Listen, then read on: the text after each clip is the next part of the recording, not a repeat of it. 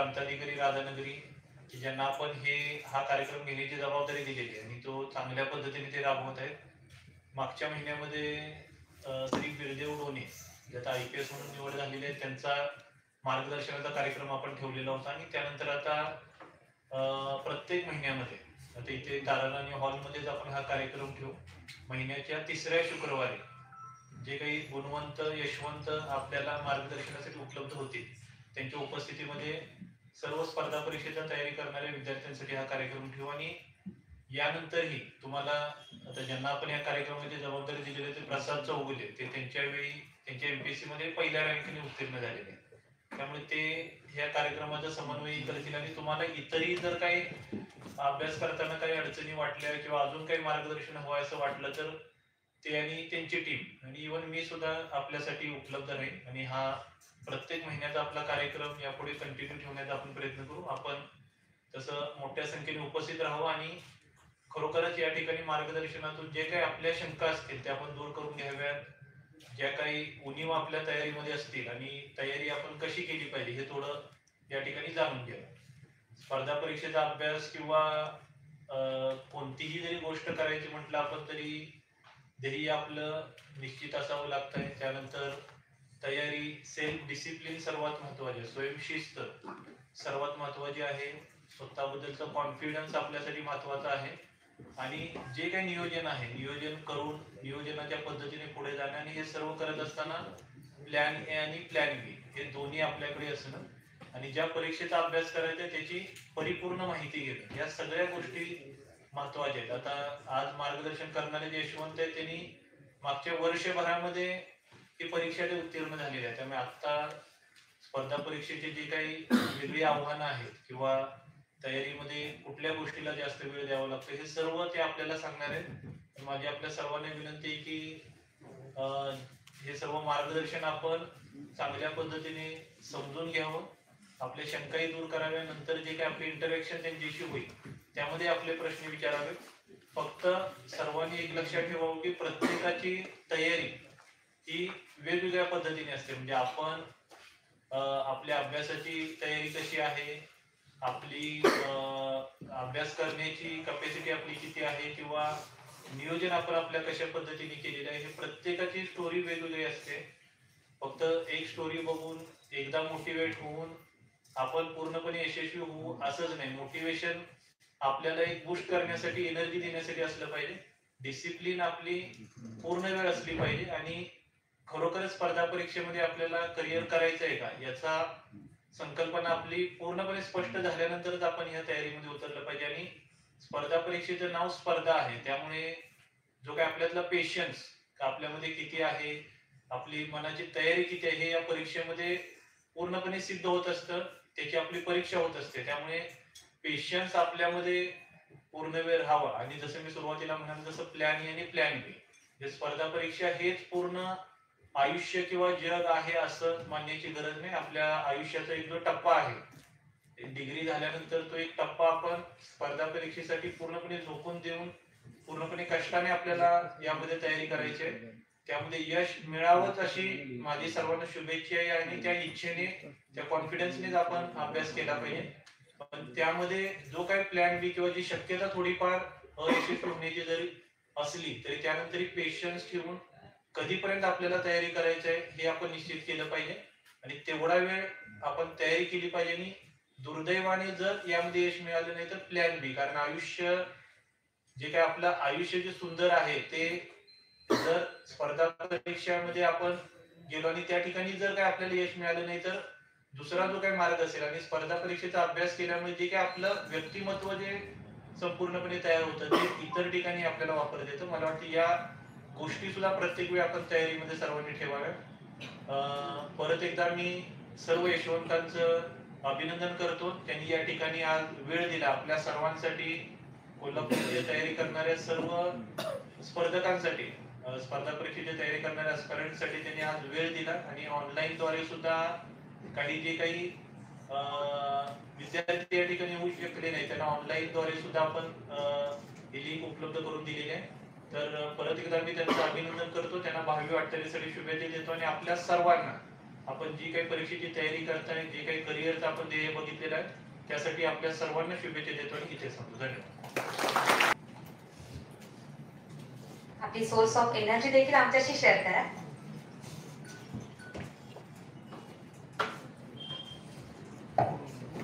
संपूर्ण कोल्हापूर जिल्ह्याला जगामध्ये एक नाव मिळवून देणारे छत्रपती शाहू महाराज आणि त्याचबरोबर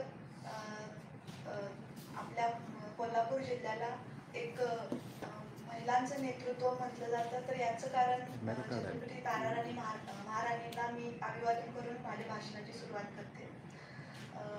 माझा प्रवास हा खूप खडतर राहिला आहे. म्हणजे मी bachelor of engineering electronics and telecommunication मधून माझी डिग्री कंप्लीट केली. त्यानंतर मी MPSCच्या म्हणजे ॲक्च्युली मी UPSCच्या परीक्षेला सुरुवात केली होती. UPSCची मी एक मेन्स पण दिली होती. पण त्याच वेळी माझ्या MPSCचा माझा 2019चा पहिला अटेम्प्ट होता. म्हणजे आता जर आपण स्टेजवरती बघितलं तर जे सतेज पाटील सर आहेत ते फर्स्ट अटेम्प्टमध्ये क्लिअर झाले होते. पण मला MPSC क्लिअर करण्यासाठी किंवा MPSCचा प्रवास मधून पोस्ट घेण्यासाठी मला 5 वर्ष लागली. म्हणजे सरांनी आता जिल्हाधिकारी सरांनी जसं सांगितलं होतं की प्रत्येकाची स्टोरी वेगळी राहते. तुमच्यातले काही जण फर्स्ट अटेम्प्टमध्ये क्लिअर पण होतील. प्रसाद चौगुले सर देखील फर्स्ट अटेम्प्टमध्ये क्लिअर झाले होते. पण त्यांचेच मेहुणे प्रमोद चौगुले सरांना म्हणजे अटेम्प्ट थोडे जास्त लागले. तर प्रत्येकाची स्टोरी वेगळी वेगळी राहते. तशी माझी स्टोरी देखील वेगळी आहे. मी टोटल MPSCच्या प्रवासामध्ये 15 मुख्य दिले आहेत. त्यामध्ये फॉरेस्टचे 3 मेन्स, कंबाईनच्या कंटिन्यू मी मेन्स दिल्या होत्या. पण 0.5 किंवा 1 किंवा 2 मार्क्सनी माझ्या फायनल पोस्ट या मला मिळत नव्हत्या.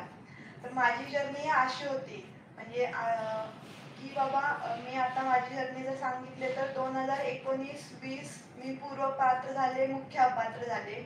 21-22 मी पूर्व पात्र, मुख्य पात्र मुलाखत दिली. 22ला माझी 21ला कामगार अधिकारी पोस्ट 2 मार्क्सनी आणि ABDO 22ला जी रिझल्ट होता त्यामध्ये ABDO ही पोस्ट फक्त 5 मार्कनी गेली. म्हणजे माझा ग्राफ असा होत होता, परत खाली जात होता. आणि मी टोटल म्हणजे मला असं होतं की MPSCची जर्नी आता संपवावी. आणि त्याचवेळी माझी 23ची जी म्हणजे मी कंटिन्यू 4 पूर्व परीक्षा पात्र होत होते, पण 23ची माझी पूर्वच पात्र झाली नव्हती. म्हणजे मला एक सांगायचा मुद्दा आहे की तुम्ही MPSC मध्ये पूर्व जरी पात्र होत असाल तरी कधी तुम्हाला MPSC धोका देईल हे सांगता येत नाही. तर मला असं सांगायचं की तुमच्या अभ्यासामध्ये कन्सिस्टन्सी पाहिजे. अपयश आलं तरी पण तुम्ही दुसऱ्या दिवशी म्हणजे प्री पास झाला तरी तुम्ही दुसऱ्या दिवशी लायब्ररी जाऊन मेन्सचा अभ्यास करणं गरजेचं आहे. आणि अपात्र झाला तरी तुम्ही काय चुका केलाय, परीक्षा पेपर घेऊन तुम्ही का अपात्र झाला किंवा तुम्हाला मार्क्स कमी पडले ह्याची तुम्हाला छाननी करणं गरजेचं आहे. MPSCच्या प्रवासात जसं सरांनी सांगितलं की डिसिप्लिन खूप महत्त्वाचा राहतो. डिसिप्लिन अशा पद्धतीने की तुम्ही काय वाचता, सिलेबसच्या बाहेर अजिबात तुम्ही गेलं नसलं पाहिजे. डेली PYQ हे तुम्ही सॉल्व्ह केलेच पाहिजेत. 100-200 PYQ हे तुम्ही सॉल्व्ह केलेच पाहिजेत. म्हणजे आता MPSCचा पॅटर्न हा डिस्क्रिप्टिव्ह होतो. तर डिस्क्रिप्टिव्हला काय गरजेचं आहे तर तुम्हाला दररोज 5 क्वेश्चन लिहिणं, त्याची प्रॅक्टिस करणं. कारण डिस्क्रिप्टिव्हला तुम्हाला 2500 मार्क्सचा पेपर द्यावा लागतो की ज्यामध्ये तुम्हाला ऑप्शनल एक सब्जेक्ट ठेवावा लागतो.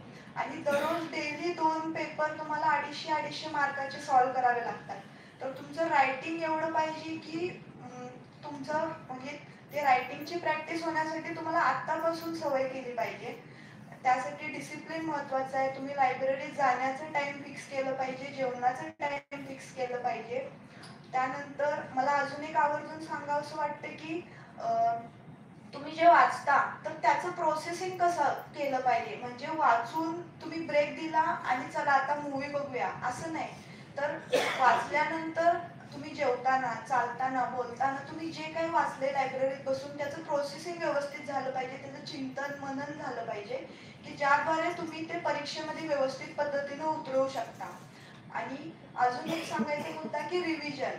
MPSCला किंवा UPSCला रिव्हिजन ही खूप व्हावी लागते. तुम्ही एकच सोर्सला म्हणजे अजून एक की डिसिप्लिन ही की एकच सोर्सला तुम्ही धरून राहिलं पाहिजे. एकच पुस्तक, जास्त सिलेबस किंवा जास्त पुस्तकांच्या मागे न राहता एका सिलेबसला पकडून, एका पुस्तकाला धरून एक न्यूजपेपरला पकडून अशा तुम्ही गोष्टीने डिसिप्लिन मेंटेन केला पाहिजे.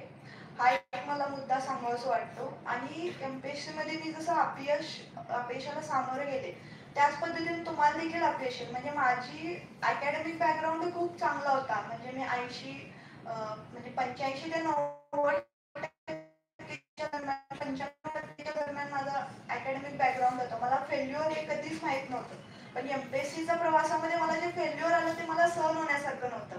म्हणजे अक्षरशः मला असं वाटत होतं की मी 10वी किंवा 12वीला फेल झाले असते तर मला हे फेल्युअर सहन झालं असतं. म्हणजे फेल्युअर हे येत राहतं, पण तुम्ही त्याला कन्सिस्टन्सी त्यामध्ये मेंटेन ठेवली पाहिजे. अजून एक सांगायचा मुद्दा की एमपीएससीचं जसं पॉझिटिव्ह पॉईंट आहे तसा निगेटिव्ह पॉईंट पण आहे. मी पहिला तुम्हाला पॉझिटिव्ह पॉईंट सांगते. म्हणजे माझंच बॅकग्राऊंड घ्यायचं झालं तर माझे आई वडील 10वी, माझी आई 10वी आणि वडील 12वी शिकलेले आहेत. म्हणजे आणि मी ग्रामीण भागातून आहे. म्हणजे प्रॉपर मी ग्रामीण भागातून आहे. मी पुण्यामध्ये जाऊन अभ्यास केला. म्हणजे तुमचं बॅकग्राऊंड काय हे कधीच एमपीएससीला मॅटर नाही होत. आणि माझी इंजिनिअरिंग जरी झाली असली तरी बीए करून किंवा बीकॉम करून, बीएससी करून, इंजिनिअरिंग करून नंबर काढणारे पण विद्यार्थी. म्हणजे ग्रामीण भागातल्या राहणाऱ्या मुलांच्या मनामध्ये एक न्यूनगंड असतो की तो न्यूनगंड मला पण जाणवत होता की मी एमपीएससी क्रॅक करेल की नाही किंवा मला पोस्ट मिळेल की नाही. मी पुण्यासारख्या मोठ्या सिटीमध्ये जाऊन शिकते.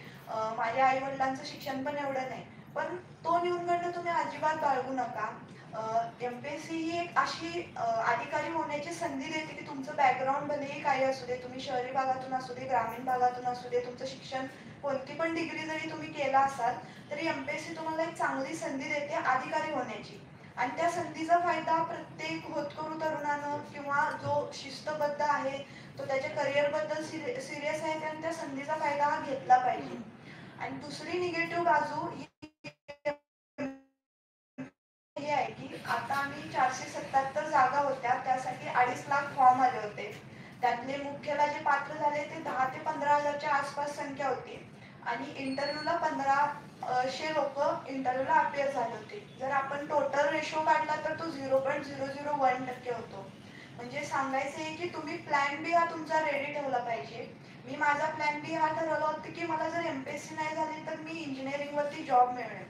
तसाच प्रत्येक बीए करणाऱ्या मुलांना प्लॅन बी हा असला पाहिजे की आपल्याला आपण प्राध्यापक होऊ किंवा सेट नेटची परीक्षा देऊन आपण तो जॉब करू. बीकॉम वाल्या मुलांना हा ऑप्शन ठेवला पाहिजे की आपण एमबीए करून चांगल्या कंपनीत असे. म्हणजे प्रत्येकाला हा प्लॅन बी हा रेडी असला पाहिजे. आणि मी म्हणजे मी पुण्यामध्ये जेव्हा अभ्यास करत होते तेव्हा मला एक जाणवत होतं की कित्येक मुलं जॉब मिळत नाही म्हणून एमपीएससी कडे वळतात. तर हे खूप चुकीचं आहे. जॉब मिळत नाही म्हणून एमपीएससी कडे वळण्यापेक्षा तुम्हाला एक संधी भेटते, पण प्लॅन बी रेडी असला तर तुम्ही एमपीएससीला एक 3 ते 4 वर्ष, म्हणजे 3 ते 4 अटेम्प्ट, मला असं वाटतं की 2 अटेम्प्ट मध्ये तुमची प्रिलियम क्रॅक झाली पाहिजे. मॅक्झिमम तुमची 3 अटेम्प्ट मध्ये. म्हणजे माझं असं होतं की माझ्या प्रिलियम क्रॅक होत होत्या, पण मला मेन्सचा जो लिंक असते ती मला अजून सापडत नव्हती.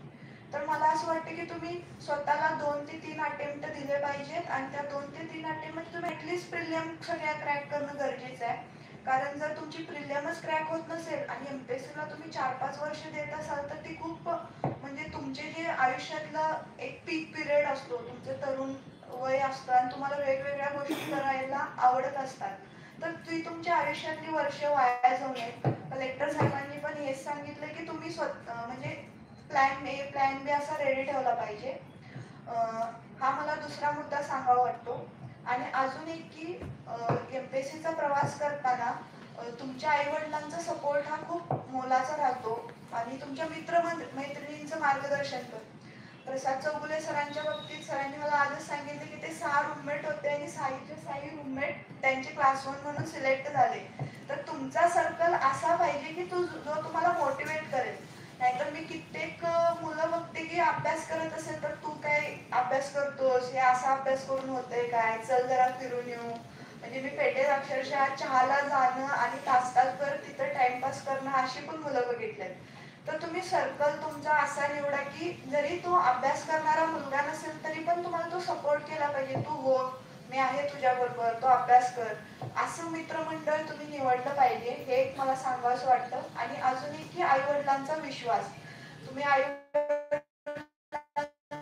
तुमच्यावरती राहील आणि तुम्हाला अपयश जरी आलं त्यांनी तुमच्या पाठीमागे ते राहिले पाहिजेत. तुम्ही म्हणजे आई वडिलांचा पाठिंबा हा तुमच्या विश्वासावरती डिपेंड असतो. तर तुम्ही तसा विश्वास तुम्ही तुमच्या आई वडिलांच्या मनात निर्माण केला पाहिजे. हाच मला मुद्दा सांगावासा वाटतो. आणि एमपीएससीचा जो प्रवास सांगितला त्यामध्ये मी म्हणजे अजून एकदा तो मुद्दा वारंवार सांगते की PYQ आणि रिव्हिजन हे 2 महत्त्वाच्या गोष्टी राहतात, त्या तुम्ही फॉलो केल्या पाहिजे. ह्या मला काही सांगण्यासारख्या गोष्टी होत्या, त्या मी आता मांडल्या. तरी तुम्हाला सगळ्यांना भावी आयुष्यासाठी खूप खूप शुभेच्छा. जिल्हाधिकारी ऑफिसने मला इकडे बोलवले. प्रसाद चौगुले सरांनी मला हे संधी दिली तुमच्यासमोर माझे मत व्यक्त करण्याची, त्याबद्दल खूप खूप धन्यवाद. आणि मी माझे इथं 2 शब्द संबोधले. जय हिंद, जय महाराष्ट्र. पासूनच एक डोक्यामध्ये ठरलं होतं की आपल्याला स्पर्धा परीक्षांची तयारी करायची. त्याच्यानंतर ह्याची पण एक जाणीव होती की यामध्ये सक्सेस रेशो खूप कमी आहे. कारण बऱ्याच वेळा विचारलं जातं की तुमचं जर आधीपासूनच हे ध्येय ठरलेलं असेल तर तुम्ही मग BA करायला हवं होतं, तुम्ही इंजिनिअरिंग का केलं. पण इकडे आपल्याला एक प्लॅन बी जो आहे तो रेडी असावा. त्यामुळे मी जे आहे ते इंजिनिअरिंग जे आहे त्याच्यासाठी ऍडमिशन घेतलं. न्यू पनवेलीतून जे आहे ते ENTC मध्ये माझे जे आहे ते इंजिनिअरिंग कम्प्लीट झालं. 2017 मध्ये पास आउट झाले. त्याच्यानंतर ठरवलं होतं की आपल्याला UPSC ची प्रिपरेशन करायची आहे. पण माझ्याकडून मला आवर्जून सांगायला आवडेल की माझ्याकडून एक मोठी चूक झाली की पूर्ण त्या क्षेत्राविषयी UPSC बद्दल त्याचे क्लासेस असतील, त्याच्यानंतर कुठे प्रिपरेशन केली पाहिजे ही पूर्ण माहिती न घेता मी त्या UPSC मध्ये एंटर केलं. आणि 2017 असेल 18, 19 मी प्रिलिम्स दिला. पण पर्टिक्युलरली नेमकं काय करायचं असतं, सिलेबस असेल, त्यानंतर प्रिव्हियस इयर क्वेश्चन पेपर असतील, ह्या सगळ्यात माझ्याकडून ज्या आहेत त्या गोष्टी करण्याचं राहून गेलं. त्यामुळे माझी UPSC प्रिलिम्स जे आहे ते क्लिअर होऊ शकली नाही. त्यानंतर 2020 मध्ये मी थोडं बाबांशी डिस्कस केलं. त्यानंतर ठरवलं की आता आपण MPSC कडे शिफ्ट झालं पाहिजे. MPSC मध्ये येताना पण असं होतं की फक्त बुक्स माहिती होते आणि ते घ्यायचे आणि रीड करायचं.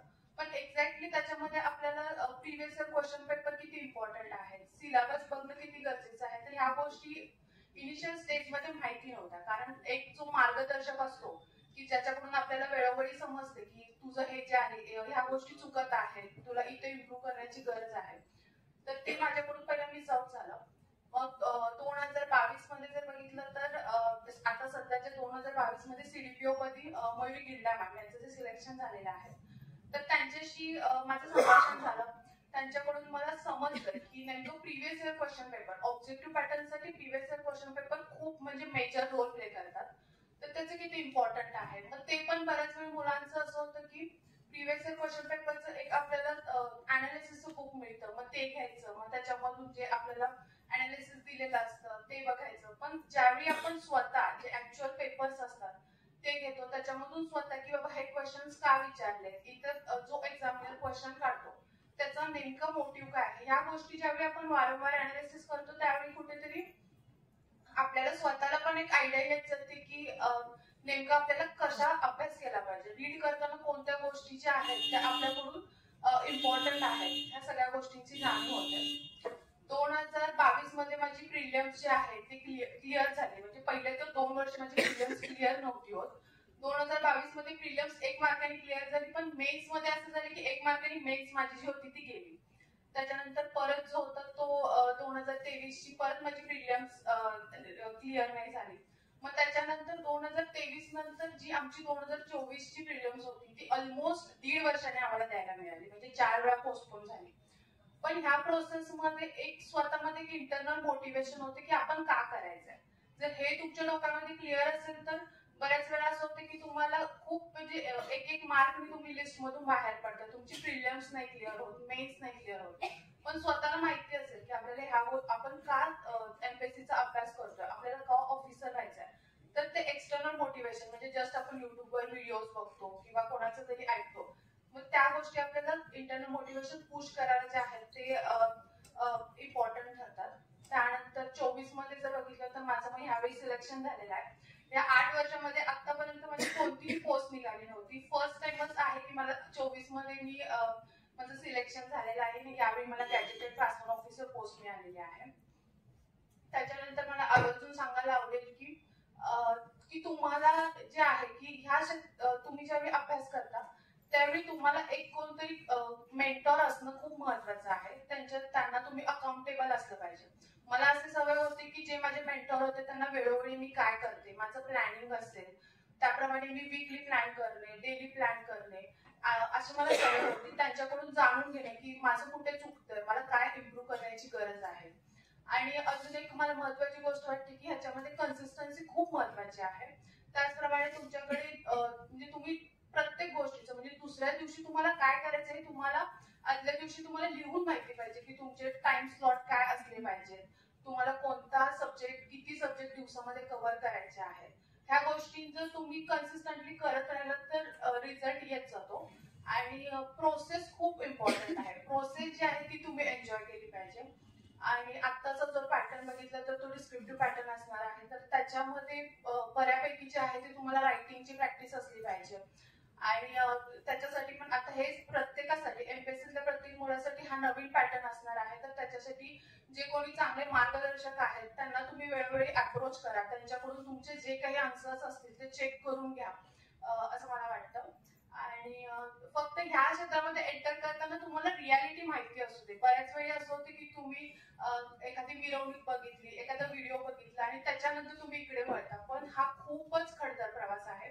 त्याच्यामध्ये इंटरनल मोटिवेशन खूप महत्वाचं आहे आणि तुमच्या आई वडिलांचा सपोर्ट जर त्या गोष्टी असतील तर मला वाटतं की रिझल्ट जो आहे तो येऊन जातो. आणि स्वतःचे जे आहे ते प्रामाणिक आणि कॉन्शियस एफर्ट्स देत राहा. थँक्यू सर, इथे बोलायची संधी दिली. Thank you sir. धन्यवाद मॅम. ऍक्च्युली यश खेचून आणलं आमच्या विद्यार्थ्यांना खूपच आकर्षक वाटतंय. Sir please. धन्यवाद सर्वांना आणि गुड मॉर्निंग सगळ्यांना. आणि ती जमलेली माननीय प्रांताधिकारी सर व जिल्हाधिकारी सर यांनी आम्हाला एक व्यासपीठ उपलब्ध करून दिलं, त्याबद्दल सर्वांचे आभार. तिथे जमलेले सर्व विद्यार्थी मित्र यांना माझ्याकडून काही मार्गदर्शन मिळेल व प्रेरणा मिळेल अशी मी अपेक्षा करतो. तर मी सुरुवातीला माझ्या प्रवासाविषयी बोलतो. तर मी माझी 2023 साली ग्रॅज्युएशन कंप्लीट झालेले आहे आणि तेव्हा मी निर्णय घेतला होता ग्रॅज्युएशन मध्ये असतानाच की मी स्पर्धा परीक्षेमध्ये उतरेन आणि पूर्ण तयारी करण्यासाठी सुरुवातीला माझ्याकडे आई वडील घरी शिक्षक असल्यामुळे त्यांच्याकडून मला मार्गदर्शन वेळोवेळी मिळायचे. त्यामुळे एकूण ओव्हरऑल बघितलं तर त्या अपूर्वा मॅम व सायली मॅम यांनी जो संघर्ष सांगितला तसा माझ्या वाट्याला कदाचित आला नाही, कारण पहिल्यापासूनच मला माहिती तर क्लिअर डायरेक्शन मला अवेलेबल होती घरापासूनच, किंवा एकूणच मी सिस्टमॅटिक जसा अभ्यास करण्याचा प्रयत्न केला त्याद्वारे मला वाटते कुठेतरी मला पहिल्याच प्रयत्नात यश खेचून आणण्याची मला वाटते संधी प्राप्त झाली. आणि कदाचित इंटरनल फॅक्टर तर तुमचा आहेच की तुम्ही अभ्यास कसा करताय किंवा किती फर्स्ट टाकताय. मला वाटते 3 फॅक्टर मेन ठरतात. एक तुमची कन्सिस्टन्सी, तुमचा संयम व रिव्हिजन किती वेळा करताय तुम्ही एखाद्या गोष्टीची. असे हे 3 फॅक्टर असतील तर तुम्ही इंटरनली तर स्ट्रॉंग आहातच, पण सोबतच एक्सटर्नल फॅक्टर देखील मॅटर करतात. हे मला एमपीएससी मध्ये आल्यानंतर समजलं. कारण 2022 साली जेव्हा मी तयारीची सुरुवात केली होती तेव्हा 6 महिन्यानंतर असा निर्णय झाला होता की आता डिस्क्रिप्टिव्ह पॅटर्न किंवा वर्णनात्मक पद्धत येणार आहे. मग माझा पूर्ण तो विचार चालला की आता त्याची तयारी कशी करायची आता पूर्ण, कारण पूर्ण स्क्रॅप पासून पुन्हा तयारी करायची होती मला. आणि तिथे जरा व्यक्तिनिष्ठता किंवा इतर जे फॅक्टर असतील तर डेली प्रॅक्टिस असतील तुमची ते भरपूर मॅटर करतात वस्तू जे वर्णनात्मक पद्धत आहे त्यामध्ये. आणि कुठेतरी मला शुअर शॉट यशस्वी खात्री होती आपल्या ऑब्जेक्टिव्ह पॅटर्न मध्ये. मग तरी देखील मी पुन्हा तयारी सुरू केली माझ्या वर्णनात्मक पद्धतीची. पण तोपर्यंत मग अलीकडे एमपीएससी आंदोलन व इतर घटना घडल्यामुळे अलीकडे आम्हाला दोन संधी मिळाल्या 2023 व 2024 साली. व त्यामुळे मला कुठेतरी मग निश्चितता वाटली की कदाचित आपण ह्या दोन्ही प्रयत्नांमध्ये यश मिळवू शकतो. व त्यानुसार मी तयारी सुरू केली. पण तोपर्यंत माझे ग्रॅज्युएशनचे पेपर 2023 सालीचे आणि माझे एक्झाम दोन्ही पण एकत्र कोलाईड झाले, त्यामुळे मला 2023 चा परिणाम देता आला नाही आणि कदाचित ती माझी संधी हुकली. पण सोबत मी माझ्या 2023 चा मी कंबाईनचा पण अटेम्प्ट दिला होता, तेव्हा मी पीएसआय फिजिकलला पण पात्र झालो होतो. सोबत 2024 साली मी कंबाईन मुख्य व राज्यसेवा मुख्य या दोन्हीला पात्र झालो होतो. आणि अभ्यासाची कन्सिस्टन्सी असल्यामुळे मला कंबाईनचा सेपरेट अभ्यास करणे किंवा इतर गोष्टींची गरज देखील पडली नाही मला. त्यानंतर मला मुलाखती तयारी करत असताना मला कंबाईनच्या पण यशस्वी खात्री होती. मला ओव्हरऑल कंबाईनच्या मुख्यमध्ये रँक 130 आलेला आहे, पण कदाचित कॅटेगरी किंवा इतर गोष्टी आहेत त्यामुळे मला ती पद यशटेक वगैरे पद मिळू शकले नाही. व तिथे जराशी अनिश्चितता वाटवली की आपण या स्पर्धेमध्ये टिकून राहू शकतो का. पण कुठेतरी मुख्य परीक्षेमध्ये देखील उत्तम मार्क असल्यामुळे राज्यसेवेच्या यशाची कुठेतरी खात्री होती मला. आणि मुलाखतीमध्ये देखील व्यवस्थित तयारी केली, सिस्टमॅटिक एकदम. त्याला पण जशी मी मुख्य परीक्षा तयारी करत होतो किंवा पूर्व परीक्षा तयारी होतो त्यानुसार मी त्याला वेळ दिला व त्यानंतर मला मुलाखतीमध्ये देखील चांगले म्हणाले व एकूणच माझा ओव्हरऑल राज्यस्तरीय 75 रँक आलेला आहे आणि सध्या ACST पदासाठी माझी निवड झालेली आहे सध्या. त्यामुळे आणि अशा या मला जरी माझ्या वाट्याला जास्त संघर्ष आला नसला पण मी तुम्हाला 2-3 गोष्टी सांगू शकतो की तुम्ही त्यावर भर दिला पाहिजे. कन्सिस्टन्सी पाहिजे सोबत. तुम्ही एखाद्या गोष्टीला किती म्हणजे मनापासून तुम्ही त्याविषयी इन्व्हेस्ट टाकताय ते तर पाहिजेच, कारण त्याशिवाय होत नाही. कारण मी उतरलेलोच ह्या दृष्टिकोनातून की माझे होणार सिलेक्शन, पहिला अटेम्प्ट असते दुसरा अटेम्प्ट असू दे पण माझे होणार सिलेक्शन. मी प्लॅन बी देखील सोडला होता. मी असा सल्ला देणार नाही तुम्हाला की प्लॅन बी ठेवू नका वगैरे, कारण अनिश्चितता किती आहे मला कंबाईनच्या रिझल्ट नंतर जाणवली. प्लॅन बी कुठेतरी पाहिजे माझा, तो मी कुठेतरी दुर्लक्षित केलेला आहे. पण मी जे एफर्ट्स टाकले त्याचे मला कुठेतरी फळ मिळाली याची मला आनंद आहे. आणि तुम्ही विद्यार्थी मित्र देखील असे एकदम सिस्टमॅटिक सुरुवात करा व योग्य एफर्ट्स टाकून यश मिळवायला यश खात्री आहे. आणि प्रवासाच्या सुरुवातीला प्रांताधिकारी प्रसाद चौधरी सर यांची लेक्चर बघूनच मी सुरुवात केली होती. बुक लिस्टची किंवा इतर त्यांचे मार्गदर्शन त्यांनी कसा अभ्यास केला होता. त्यांनी देखील पहिला रँक मिळवणे म्हणजे नॉट अ जोक सर. आणि धन्यवाद मला हे प्लॅटफॉर्म करून दिल्याबद्दल. आणि जर इतर प्रश्न असतील अभ्यासाचे तर मी नियम नाहीये, ऑडियन्स मधून क्वेश्चन यावे अशीच आमची अपेक्षा आहे. सगळ्यांना सगळं समजलं असं वाटतं मला. प्रश्न नाहीये म्हणजे सर आता यावेळेस संयुक्त नागरिक सेवा बरोबर मुख्य परीक्षेचा जो सिलेबस आहे तो डिस्क्रिप्टिव्ह झालेला आहे.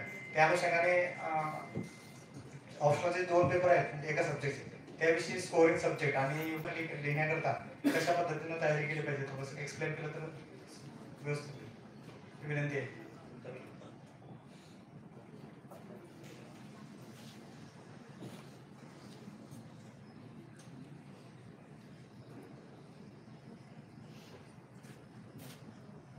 नमस्ते sir.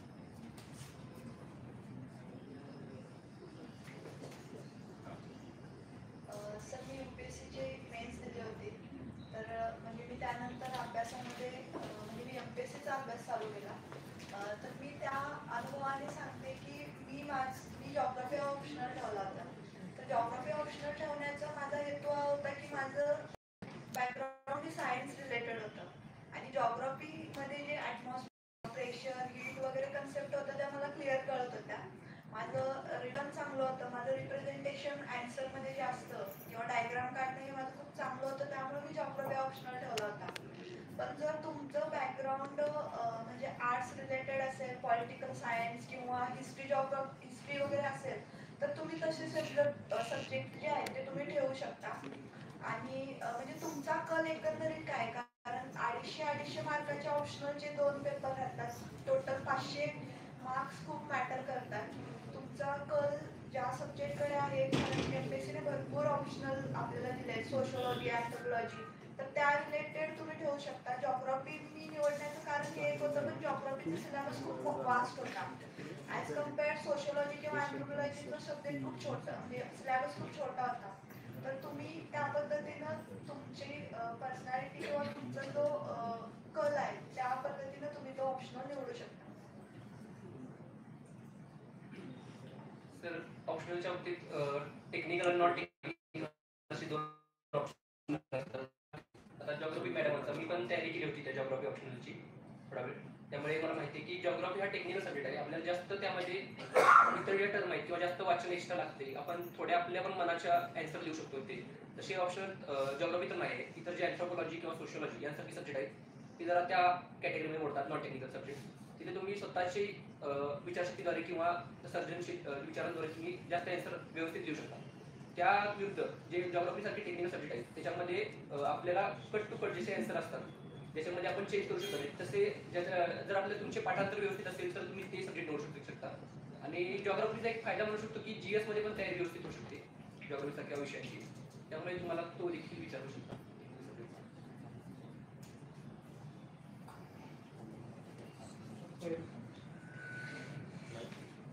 Anyone else? Yes ma'am, I'm here.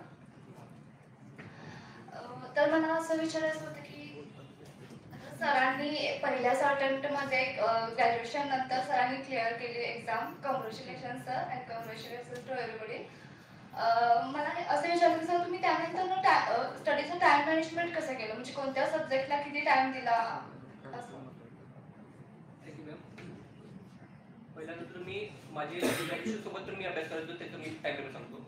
तर माझे BSc केमिस्ट्री विषय असल्यामुळे त्याचं पण पूर्णपणे वेळ देणे मला समर्पित होते. त्यामुळे मी 60 आणि 40% असा माझा भाग ठेवलेला. जो पहिला संध्याकाळपर्यंतचा वेळ असेल सकाळपासून तो मी पूर्णपणे MPSCचा अभ्यास करायचो आणि उर्वरित जो वेळ असेल संध्याकाळनंतर जेवणानंतरचा तो मी वेळ पूर्णपणे BSc साठी दिला होता. आणि एक्झाम जवळ आल्यानंतर तो अजून वाढायचा माझा टाईम. 60% BSc कडे जायचा वेळ. आणि त्यानंतर जेव्हा ग्रॅज्युएशन कम्प्लीट झालं तेव्हा पूर्णपणे माझ्या आधीच तयारी झाली होती. ग्रॅज्युएशनच्या आधीच म्हणजे चालू असतानाच मी पूर्णपणे विषय वाचून काढलेले. फक्त राहिलेली माझी रिव्हिजन. मग रिव्हिजन माझे स्टार्ट सकाळी 8 ते रात्री 11 पर्यंत असा माझा टाइम असायचा. आणि तसे मी 2-2 तासाचे स्लॉट पाडलेले. असं जास्त 3-4 तास बसणे सलग एका सिटिंगमध्ये ते मला पॉसिबल व्हायचं नाही. त्यामुळे मी तुमच्यानुसार आणि तुमच्या वेळेत तुम्हाला जसा वेळ अवेलेबल होईल त्यासाठी तुम्ही त्याचे नियोजन करा. सकाळी मला तर दुसरे मी इतर जॉब करत होतो किंवा बाकी इतर काही ऍक्टिव्हिटीज होत्या माझ्या. पूर्णपणे मी अभ्यासच करायचो. त्यामुळे मला वाटते तिथे कुठेतरी फायदा झाला मला. त्या तुलनेने या मॅडमांचे काही पोस्टिंगवर होते मॅडम. त्यामुळे त्यांना कदाचित टाइम मॅनेजमेंट करणे कदाचित आवड गेली असेल.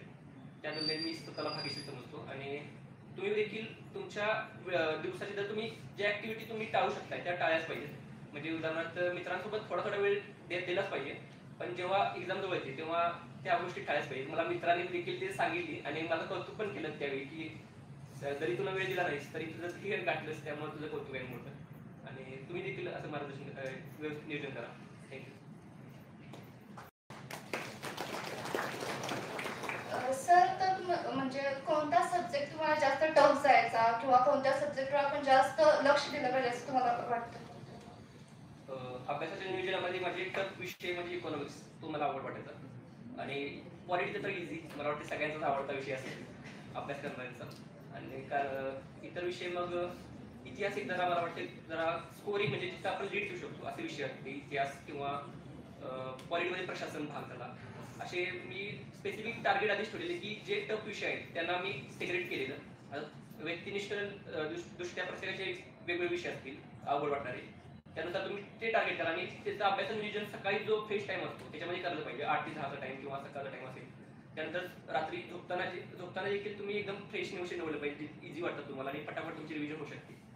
आणि तुम्ही मला वाटते रेस्ट पण घेतली पाहिजे. माझा आता शेड्यूल सकाळी असायचं 8 ते 2 मी अभ्यास करणार प्रॉपर. 2 ते 4 तास माझा स्लिपिंग टाइम आणि जेवणाचा टाइम लंच टाइम असं माझं नियोजन ठरलेलं. आणि 4 ते 11 संध्याकाळी असा दुसरा स्लॉट असायचा माझा. त्याचं नियोजन करायचं. सर मोबाईल आणि सोशल मीडिया याचा वापर किती केला तिघांनी? आजच्या तरुण पिढीसाठी सर्वात आवश्यक महत्वाचा प्रश्न विचारला मॅम. म्हणजे मला तर वाटतं की माझं इंस्टाग्राम अकाउंट मी जेव्हा पास झाले तेव्हाच मी माझं इंस्टाग्राम ओपन केलं होतं. म्हणजे ऍक्च्युली मला उदाहरण द्यायचं झालं तर मी MPSCच्या प्रवासामध्ये माझा मोबाईल फक्त 8,000चा होता. आणि मी परवा भाषणात पण हा मुद्दा मांडला की जो MPSCचा प्रवास केला तो एकदम साध्या मोबाईलवरती. आणि मी मला जेव्हा मी GST डिपार्टमेंटमध्ये आता सध्या कार्यरत आहे 1 वर्ष झालं. मी जेव्हा पहिलं पेमेंट आलं तेव्हाच मी माझा नवीन मोबाईल घेतला. तर मला सांगायचं म्हणजे तुम्ही सोशल मीडियामध्ये जर तुम्ही करिअर करायचं असेल तर तुम्ही चांगला मोबाईल घेतला पाहिजे. पण आपला मोबाईल जो आपण आता ऑनलाईन क्लासेससाठी आपण टॅब पण घेऊ शकतो आणि मोबाईलवर पण अभ्यास करू शकतो. पण तो तेवढ्यापुरता मर्यादित राहायला पाहिजे. सोशल मीडियामुळे कसं होतं की आपलं फ्रेंड सर्कल जर आपण अभ्यास करत असेल तर त्यांचे वेगवेगळे करिअरचे ऑप्शन असतात. ते त्या रिलेटेड मूव्ह होत असतात किंवा फिरायला जाणं किंवा काय. म्हणजे MPSCचा प्रवास करत असताना सरांनी जरी फर्स्ट अटेम्प्टमध्ये किंवा मॅडमांचा प्रवास माझा तसंच होता. पण सॅक्रिफाईस हे खूप करावं लागतं. म्हणजे सोशल मीडियामुळे तुम्ही डायव्हर्ट होता. मला अजून एक म्हणजे तुमची सगळी पिढी जेनझी मध्येच येत असेल किंवा जेन अल्फामध्ये येत असेल तर तुमच्यावरती सोशल मीडियाचा प्रभाव खूप आहे. आज म्हणजे आमची जनरेशन तर म्हणजे तुम्ही त्या गोष्टी तुम्ही कंटिन्यू कधी कराल तर तुमचे एक तुमच्या आयुष्यातलं एक जेव्हा एम तुम्ही अचीव्ह कराल म्हणजे प्रत्येक जण अधिकारी होईल किंवा प्रत्येक एक चांगला बिझनेसमॅन होईल किंवा प्रत्येक एक चांगला शेतकरी पण यातला कोणतरी होऊ शकतो. पण त्याचं तुम्ही चांगलं त्याचा उपयोग कसा करा तर चांगले कोर्सेस तुम्ही ऑनलाईन बघा. चांगल्या चांगल्या ज्या गोष्टी तुम्हाला अवेलेबल होतात. आता शेती कशी करायची किंवा दुग्धपालन कसं करायचं हे देखील ऑनलाईन आपल्याला कळतं. तर त्या चांगल्या गोष्टीसाठी तुम्ही मोबाईलचा वापर करा. सोशल मीडियामुळे तुमच्या रील्स बघणं किंवा त्याच्यामुळे मेमरी ही खूप तुमची शॉर्ट टर्म साठी होते आणि तुम्ही एका गोष्टीवर कॉन्सन्ट्रेट जास्त करू शकत नाही. हे मला म्हणजे मी पेपरमध्ये वाचलं होतं आणि ते मला देखील अनुभव आला जेव्हा मी अभ्यास एमपीएससीचा इंटरव्ह्यू झाल्यानंतर मी मोबाईलचा वापर जरा वाढवला तर तेव्हा मला कळलं की आपण एका गोष्टीवरती जास्त कॉन्सन्ट्रेट करू शकत नाही. आणि अजून एक काय राहतं की एमपीएससीचा अभ्यास करताना तुम्ही ब्रेक म्हणून एखादा मूवी बघता किंवा ब्रेक म्हणून म्हणजे कंटिन्यू तुम्ही अभ्यास केला आणि ब्रेक म्हणून एखादं चला इंस्टाग्राम अकाउंट आपण बघू पण त्याच्यामुळे तुम्ही फ्रेश होण्यासाठी मोबाईल हातात घेता पण फ्रेश होत नाही. मला असं वाटतं की तुम्ही सोशल मीडियावरती जो टाइम देता तो तुम्ही तुमचे म्हणजे पर्सनॅलिटी कशी इम्प्रूव्ह होईल किंवा तुम्ही काहीतरी ग्राउंड करा काहीतरी व्यायाम करा. 30-35 किंवा 45 मिनिटापर्यंत तुम्ही रनिंग करू शकता.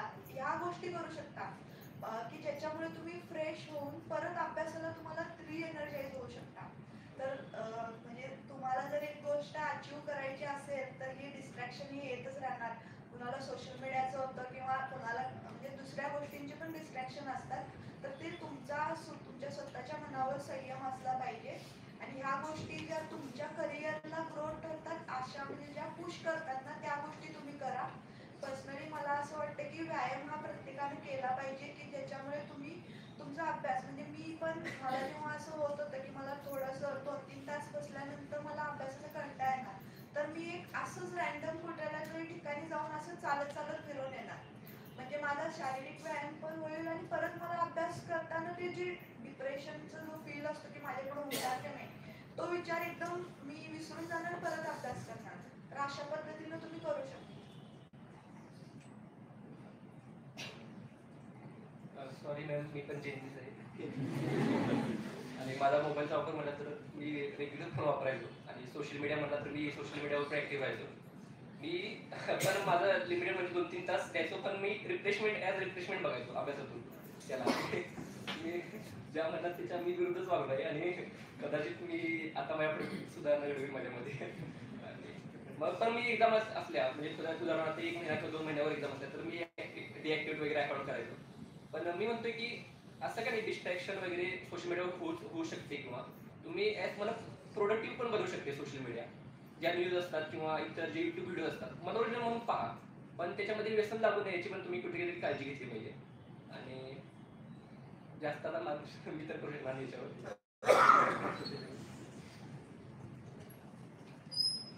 माझा एक किस्सा शेअर आवडेल की 2022 मध्ये मी मेलसाठी अपियर झाले आणि त्यावेळी मी ठरवलं होतं की आपल्याला इन्स्टा आता डिॲक्टिवेट करायचा आणि 2022 ते मी असं ठरवलं होतं की आपल्याला जी पहिली पोस्ट करायची ती सिलेक्शन नंतर आणि मग 2024 मध्ये सिलेक्शन झालं आणि लिटरली असं लोकांना झालं होतं की म्हणजे ही गायब आहे हिचं काय चालू आहे आयुष्यामध्ये. मग मी ज्यावेळी 2025 मध्ये सिलेक्शन झालं मी ज्यावेळी पोस्ट टाकली त्यावेळी असं होतं की म्हणजे की तुझं एवढं जे हार्डवर्क होतं तुझं जे इतकं म्हणजे ऑलरेडी सगळे सोशल मीडिया यूज करतात इन्स्टा असेल हे असेल पण त्याच्यापासून लांब जे आपण सॅक्रिफाईस केलं ते अल्टिमेटली आपल्याला जे होतं ते अचीव्ह झालं.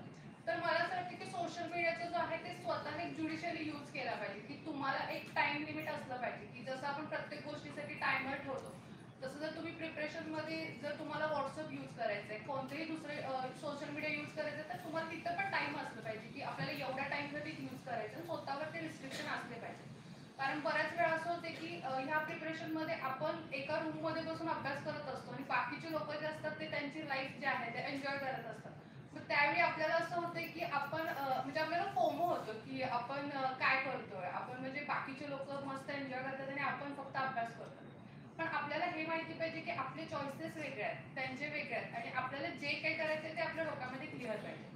सोशल मीडिया म्हणजे आम्ही पण यूज केले मी व्हॉट्सअप कधी कधी करायचे पण मोस्टली आमचं असायचं की टेलिग्राम ते पण टेलिग्राममध्ये सगळे एमपीएससीचे ग्रुप्स असायचे तिथं मटेरियल अवेलेबल राहायचं. प्लस एक चांगलं हे होतं की झूम असेल, मग झूमचे ऑनलाईन क्लासेस असतील, तर याच्यासाठी यूज केलं. पण बऱ्यापैकी जे आहे ते मी पण सोशल मीडियापासून जे आहे ते लांब होते आणि मला वाटतं की त्याचा मला पण जो आहे तो फायदा झालेला आहे. मी ह्याच्यामध्ये थोडंसं ऍड करू इच्छितो. तर सोशल मीडिया आता आपल्या लाईफचा इंटिग्रल पार्ट झालेला, म्हणजे ते कट ऑफ करणं हे म्हणजे कुठलीही जेन असेल, समजा जेन झी, अल्फा किंवा अजून जे काही असतील मिलेनियल्स, कुणासाठीच शक्य नाही आहे. पण मला असं वाटतं की मी पण ज्यावेळी अभ्यास करत होतो 2018 साली मी सुरू केला होता अभ्यास, तर मी थोडं पूर्णपणे ते बंद केलं होतं. म्हणजे माझा त्यात पर्स्पेक्टिव्ह असा होता की काय होतं बऱ्याच वेळेला की काही जण काय करतात की अभ्यास करताना ते फोटो सोशल मीडियावर पोस्ट करतात, बरेच जण लायब्ररीतले वगैरे असं. म्हणजे माझं तर असं म्हणणं आहे की तुम्ही स्पर्धा परीक्षेची तयारी करताय हे खूप कमी लोकांना माहीत पाहिजे. कारण काय होतं त्यामुळे की आपल्या स्पर्धा परीक्षेचं कसं वर्षभर कॅलेंडर चालतं, म्हणजे प्री मेन्स इंटरव्ह्यू हा कालावधी जवळजवळ वर्षभराचा असतो. तुमची एखादी एक्झाम समजा जर क्लिअर झाली नाही तर परत पुढच्या वर्षी ती एक्झाम येते. मग दरम्यानच्या काळात काय होतं की तुमचे मित्र किंवा इतर नातेवाईक तुम्हाला सारखं विचारत असतात, अरे काय झालं तुझं, काय झालं तुझं, झालं की नाही सिलेक्शन. ह्याच्यामुळे काय होतं, प्रेशर बिल्ड होतं आपल्यावर, निगेटिव्ह प्रेशर.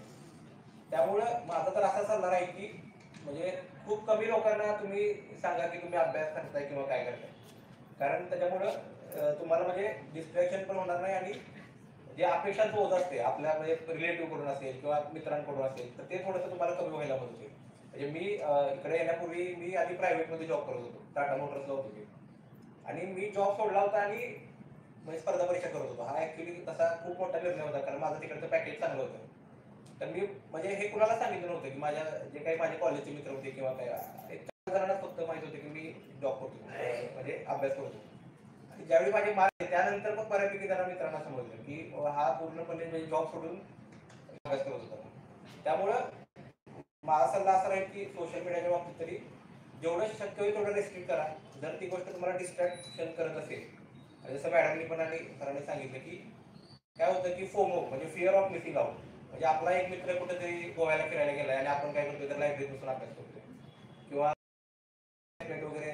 माझं कसं झालं होतं, म्हणजे माझे बॅचमेट वगैरे इंजिनिअरिंगला होते, माझे बरेच जण अब्रॉड फॉरेनला गेले होते आणि मी काय करत होतो तर मी पुण्यातल्या एकदम अशा अंधाऱ्या लायब्ररीमध्ये बसून अभ्यास करत होतो. त्यामुळं हे थोडंसं काय व्हायला लागतं की म्हणजे आता हा कालावधी आहे हा काही छोटा नसतो. म्हणजे आपल्या कॉलेजच्या परीक्षा किंवा इंजिनिअरिंगच्या परीक्षा कशा आठवड्यावर अभ्यास केला, परीक्षा दिल्या, पास झाला, तसं हे नसतं.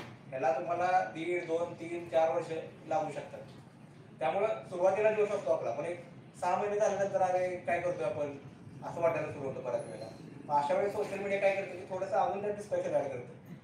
त्यामुळं म्हणजे जेवढा तुम्हाला रेस्ट्रिक्ट करता येईल तेवढे 100% रेस्ट्रिक्ट केलं पाहिजे. आणि जर तुम्हाला आता सरांनी सांगितलं त्यांना ते कंट्रोल होत होतं की 2 तासात बघितलं आणि करून सोडून दिलं, पण तुम्हाला जर तसं होत नसेल तर तुम्ही ते अनइन्स्टॉल केलेलं कधीही चांगलं राहील. तर असं माझा तुम्हाला नक्की सल्ला आहे.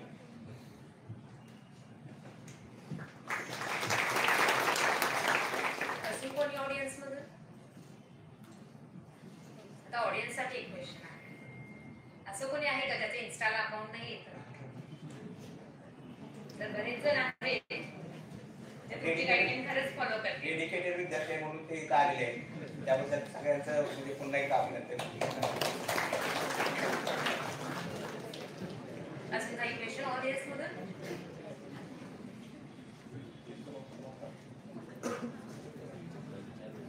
तर आपण पुढच्या कार्यक्रमाकडे वळूयात. तर शिवप्रभूंच्या आशीर्वादामुळे हा कार्यक्रम आणि आपल्या सर्वांच्या सहकार्यामुळे आपण इथपर्यंत पोहोचलो. आणि इथपर्यंत आले म्हणजे आपले आभार तर व्हायलाच पाहिजेत ना. म्हणून जिल्हाधिकारी कार्यालय कोल्हापूर यांच्या नियोजनातून आदरणीय जिल्हाधिकारी अमोलजी रेड्डी साहेब यांच्या मार्गदर्शनाखाली हा कार्यक्रम म्हणजे युवा संवाद याचं दुसरं पुष्प आज इथं बिंद गेलेलं आहे. आणि असेच कार्यक्रम इथून पुढेही होत राहतील अशी साहेबांनीच आपल्याला खात्री दिलेली आहे, ग्वाही दिलेली आहे. या कार्यक्रमासाठी साहेबांनी आम्हाला मार्गदर्शन केलं, हा हॉल उपस्थित करून दिला, याबद्दल मी जिल्हाधिकारी साहेब यांचे आभार मानते. तसेच या कार्यक्रमाचं नियोजन बघण्यासाठी आपले उपविभागीय अधिकारी कागल राधानगरी प्रसादजी चौगले सर तसेच कोळी सर यांनी आपले नियोजन केले, याबद्दल त्यांचेही आभार मानते. हा हॉल आपल्याला उपस्थित झाला यासाठी या हॉलच्या स्टाफचेही मी आभार मानते. आणि सगळ्यात महत्त्वाचं ज्यांच्यामुळे हा कार्यक्रम परिपूर्ण झाला आणि हा युवा संवाद साधण्याचा एक संधी मिळून गेली की तो सर्व श्रोते वर्ग म्हणजे युवा वर्ग म्हणत काही हरकत नाहीये. तुम्हा सर्वांचेही आभार, तुम्ही इथे आलात, हा कार्यक्रम परिपूर्ण केलात, पार पाडलात आणि अशा प्रकारे व्यासपीठावरील मान्यवर